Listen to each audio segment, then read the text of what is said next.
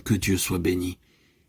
Cette union, cette communion de vie avec Christ, en Christ, sont une réalité, une puissance dynamique indiscutable. L'âme y est amenée en contact quotidien, constant avec le Christ, de sorte qu'elle arrive à connaître, en une certaine mesure, les puissances de l'âge à venir, et à voir les choses de cette vie au point de vue de l'éternité. Elle est comme élevée au-dessus des choses de la terre, malgré leur puissance d'attraction, et soustraite à leur intérêt absorbant. Le Saint-Esprit illumine le côté résurrection de la croix, jusqu'à ce que Jésus-Christ crucifié soit comme gravé dans le cœur. Et l'âme, d'étape en étape, découvre constamment de nouveaux aspects de la mort de son Sauveur.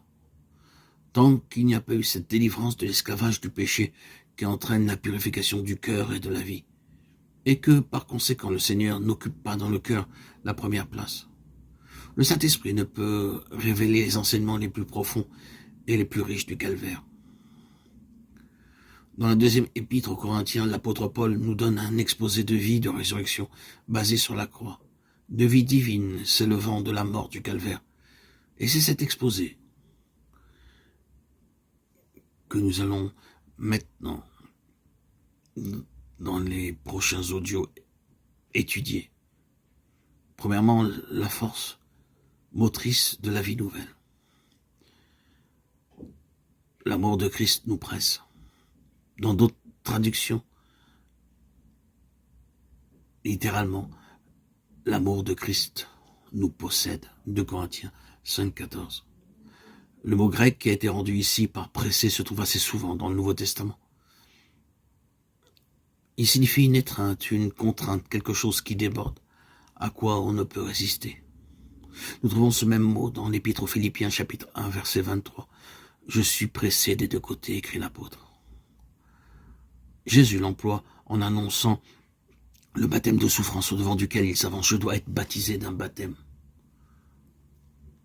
C'est encore le même mot qui est employé dans le récit de la Passion, concernant les hommes qui avaient saisi Christ et le frappé. Or, ceux qui tenaient Jésus, au lieu de le presser.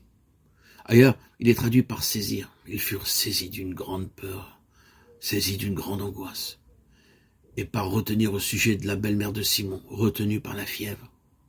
Ces exemples de situations diverses où le même mot grec est employé nous aident à comprendre le sens exact de celui-ci et à saisir la pensée de l'apôtre lorsqu'il écrit « L'amour de Christ me presse, me possède. Cet amour l'environne, conduit sa course dans une direction unique, le garde de toute déviation. Il est tenu par cet insondable amour.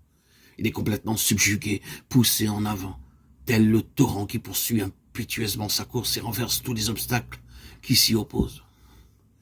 Et telle est bien l'irrésistible puissance de cet amour insondable de Christ. Amour qui l'a poussé à se dépouiller soi-même de sa divinité, à revêtir notre humanité, à charger nos douleurs et nos péchés, et à mourir sur la croix en rançon pour le pécheur. C'est cet amour qui est désormais le moteur de la vie nouvelle. Le Saint-Esprit en remplit le cœur de telle sorte que tout égoïsme en est chassé, tout amour de soi, toute recherche d'intérêt personnel.